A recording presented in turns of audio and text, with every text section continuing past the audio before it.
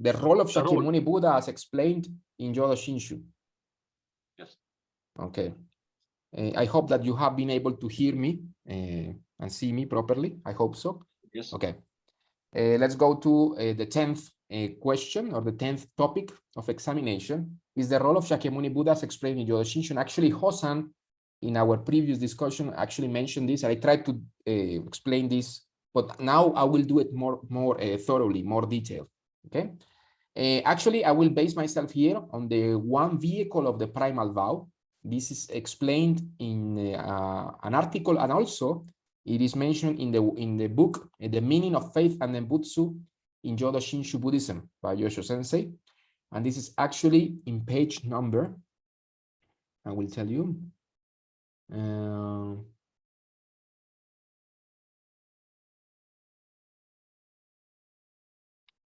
Faith in Amida Buddha. The one vehicle of the primal vow. It would be on page 97. So go to page 97 if you are studying along with me.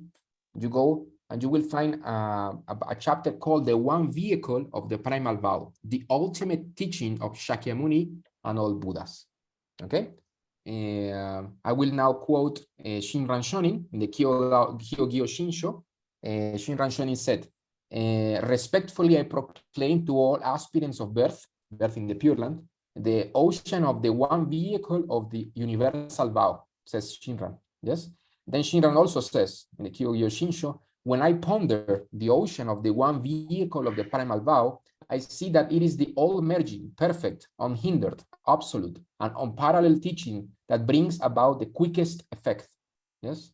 Then Shinran Shonin says, know that because of the one vehicle of the primal vow is the ultimate sudden teaching, the teaching of sudden and instantaneous attainment, the perfectly fulfilled teaching and the consummate teaching. It is the absolute and incomparable teaching, the path of true reality or suchness.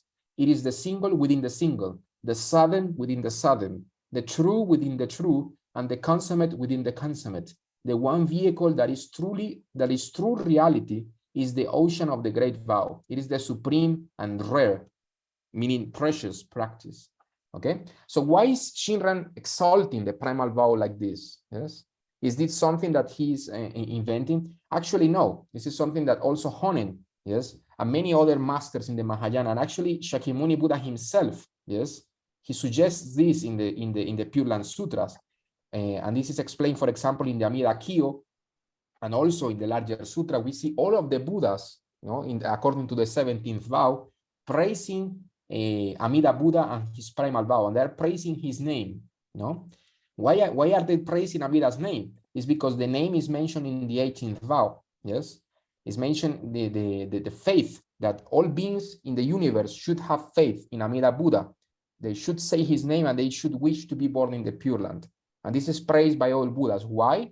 It's because no other method, as Yosho Sensei mentioned in other questions, no other method can bring beings so quickly to nirvana. You know, even Vajrayana is slow compared to Jodo Shinshu. You see, so according to actually to this book, we should see the primal vow even to as a complete different turning of the wheel of Dharma. Okay. So it's so important that it should be considered something separate, okay? Because it's so different to the self-power path, okay? Okay, so I will now quote Honen Shonin. You see, in the commentary on the three sutras, he says the merit of the inner realization of Tathagata Amida and his external activities, as well as the merit of Shakyamuni Buddha's extremely profound teachings, which are as numerous as the grains of sand in the Ganges. Yes, he's talking here about the name of Amida Buddha. Okay, so the name of Amida Buddha contains all of the virtues, yes, of Amida Buddha. Okay, that is why it is mentioned by all Buddhas are praising Amida's name, because they're actually making spreading the teaching of Amida Buddha's primal vow. Okay. So remember that the reason why it is considered the one vehicle is because no other method can bring all types of sentient beings even if they are evil, even if they are good, even if they are in the 10th bhumi, even if they are in the lowest level like we are, yes, we are all on board of the same ship or the same vehicle of the one of the primal vow of Amida Buddha. We rely on the power of Amida Buddha and we go to the Pure Land. And if we are born through the 18th vow, we go straight to the center of the Pure Land, and in the center of the Pure Land, we attain enlightenment. We attain Buddhahood. Yes, we don't go to the bhumis.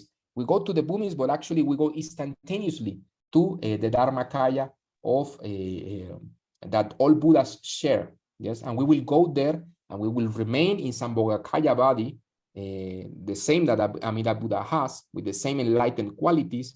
We will have the same Dharmakaya as all Buddhas, and we will manifest Nirmanakayas from the Pure Land to help all beings inside samsara and to help them to go to the Pure Land and to attain enlightenment in all possible ways.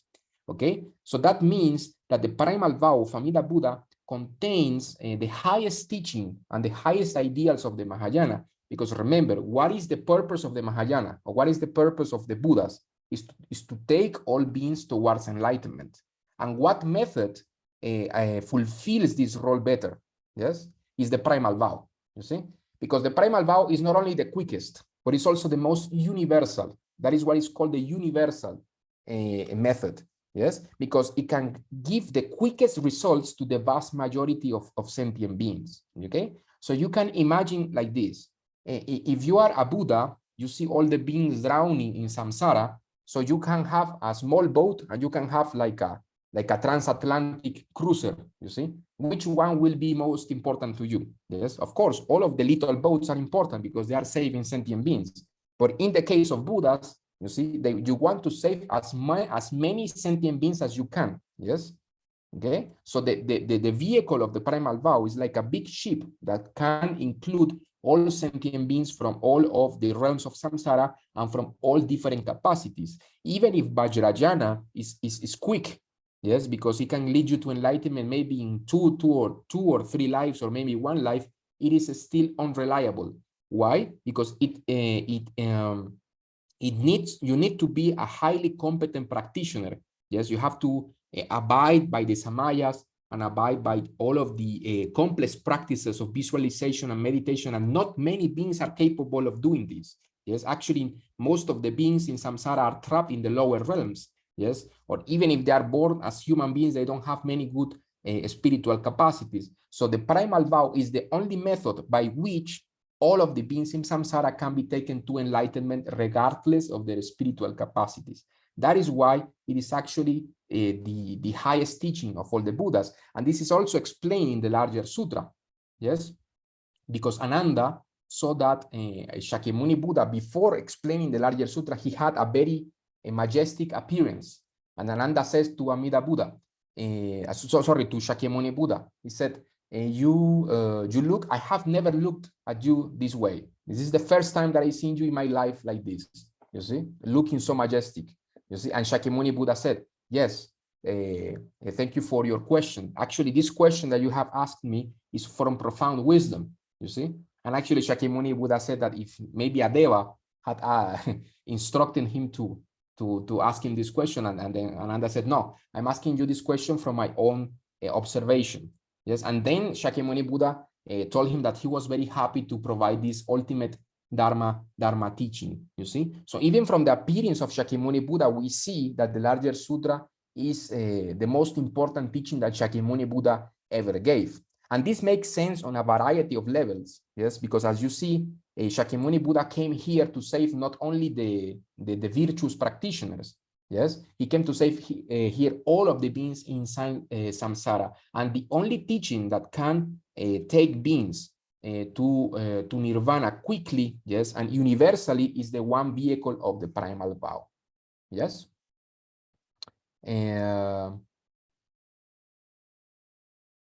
I don't know if I want to, let me see, I want to quote, and there are many things to quote here. Yes.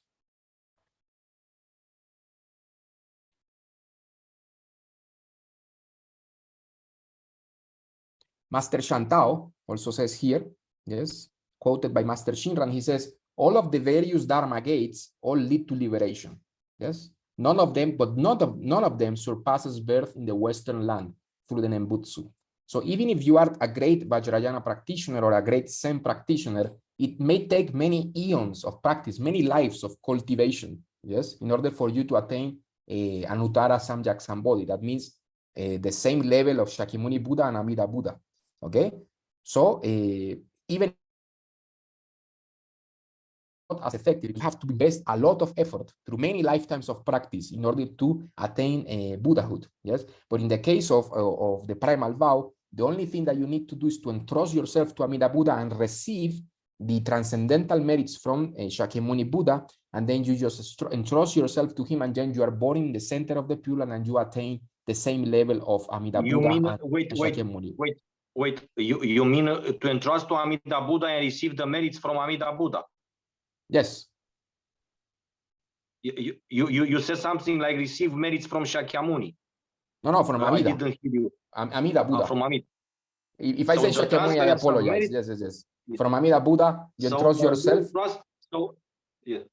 So in the very first second, you entrust to Amida Buddha. In that very second, you receive the infinite merits of Amida Buddha, which makes you enter the stage of no retrogression. Of no retrogression. For birth in the Pure Land, yes. I was about to explain this, Sensei. Yes, indeed.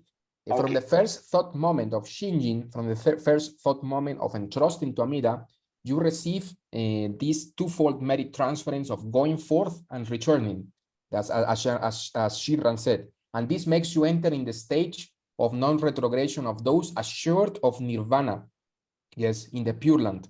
Okay, so no matter what happens to you, yes, you will always keep this faith, because this faith is maintained by Shakyamuni, by Amida Buddha himself, yes, in the form of Shinjin. Okay, so Shinjin comes from Amida Buddha, and then you are grasped, never to be abandoned, as Shinran Shonin says. Okay, but also, wait a second. Also, in the same time, Shinran says that all Buddhas work to help you become open to Amida. All Buddhas actually help you receive Shinjin. As Shinran says, Shakyamuni and all other Buddhas are truly our compassionate father and mother, because with various compassionate means, they lead us to awaken supreme Shinjin that is true and real.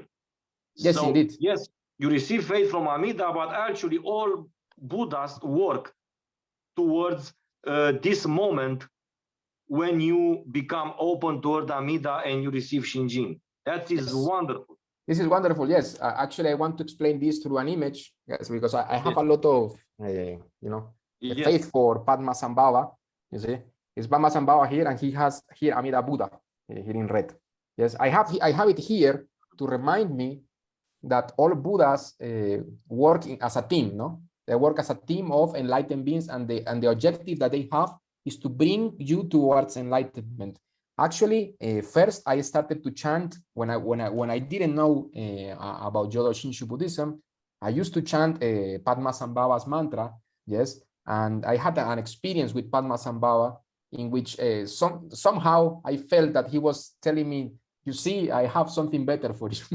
You better chant Amida's name. Yes, I cannot prove this to you. You have to believe me, but so for some reason, I thought that that Manjushri and Padmasambhava and Avalokiteshvara were guiding me, not towards them, but towards someone more important than them. That was Amida Buddha, and I had this experience with other Buddhas. So I have this testimony. I cannot prove it to you, but I have this experience in which I felt that all the Buddhas were telling me, no, for you, don't practice this complex stuff. Go to Amida, go to the Pure Land. You see? I also had an experience that I explain on Amidaji website.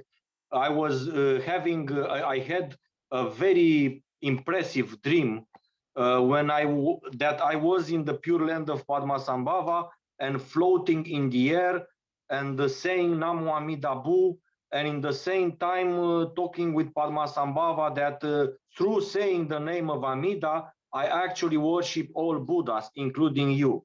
And because this is the Jodo Shinshu teaching, this is what our master said, that you don't need to worship each Buddha in particular, because by worshiping Amida alone, you automatically worship all Buddhas.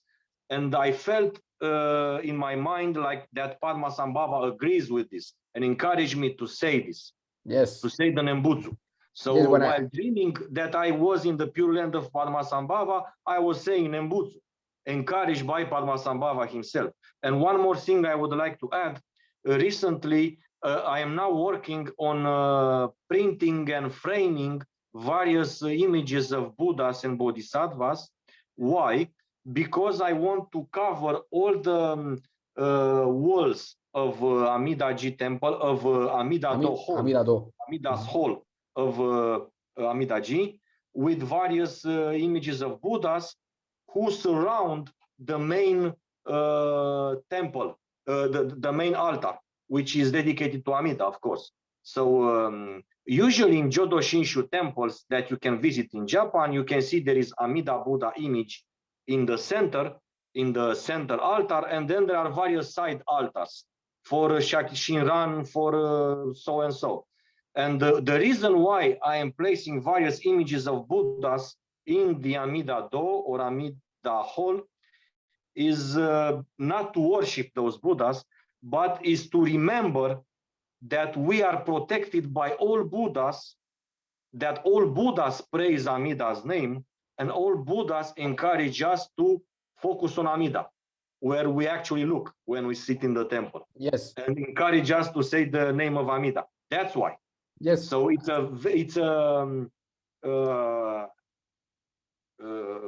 this is why I use those images, you know.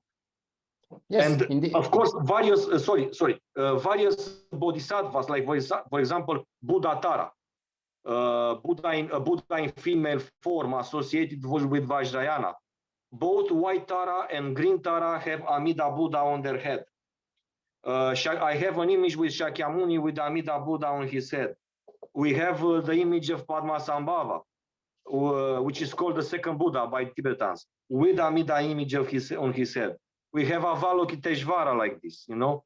So what these enlightened beings tell us, that even if they teach a specific path for which they came in the world, or they have specific associated even if they have specific practices associated with them in various schools, ultimately they teach about Amida Buddha, you know. So I think that the reason why there are so many Buddhist practices nowadays, and not only the primal vow of Amida, not only the Nembutsu of faith, is because Buddhas invented some practices, many practices, for those who can't yet entrust to Amida Buddha, for those who can't yet abandon any idea of so-called self-power. They still cling to smaller idea or bigger idea of self-power, so they invented various practices for these people to play with, because they can't yet entrust to Amida. That's why. While the true reason, as Kosho also explained, of all Buddhas, not only Shakyamuni appearance in the world, is to teach the primal vow of Amida, is to teach about Amida. That's their innermost wish, their heart wish, their heart desire. Yes. This is how we explain in Jodo Shinshu other practices and other Buddhas. Yes. Yes, I thank you for that, Joshua Sensei. Beautiful thing. Yes, indeed. I was very excited when I read about your experience with Padmasambhava, because it's related somehow with the experience that I had, and also with the sutras themselves, you know, because I didn't understand this until I read the larger sutra, in which I saw all the Buddhas praising Amida Buddha. I say, oh, now I understand. Yes, all of the Bodhisattvas and Buddhas in the universe are praising the primal vow, and they want us to go to the same place, you see, because all Buddhas, are praising the method of attaining enlightenment through birth in the Pure Land. And actually here in Amidaji, we on the 17th of each month, we remember the 17th vow of all Buddhas praising the primal vow, and the 18th day of each month, we remember the 18th vow. Yes. Okay, so this is a celebration that you can use in your own home. You have an altar. Always worship the and understand and appreciate the 17th vow and the on the next day of each month. So each month on the 17th and 18th, we remember the 17th vow and the 18th vow. And there is a beautiful article that I invite you to read about the 17th vow as well, in which Kyosho Sensei explains, quoting many sutras, the implications of the 17th vow of Amida Buddha. I have some passages from Honen Shonin, but not only from Honen Shonin. In the book Simple Teachings on Emptiness and Buddha Nature, I have a specific chapter on the merits, infinite merits of Nembutsu. And there, if you read that chapter, you will see that the name of Amida Buddha contains all the infinite merits of Shakyamuni Buddha, Avalokiteshvara, Mahastama Prapta, and all Buddhas in the 10 directions. So when you actually say Namo Amida Bu, which is not a mantra, but a simple saying of the name that you can say in whatever state of mind you are, and without initiation, without empowerment.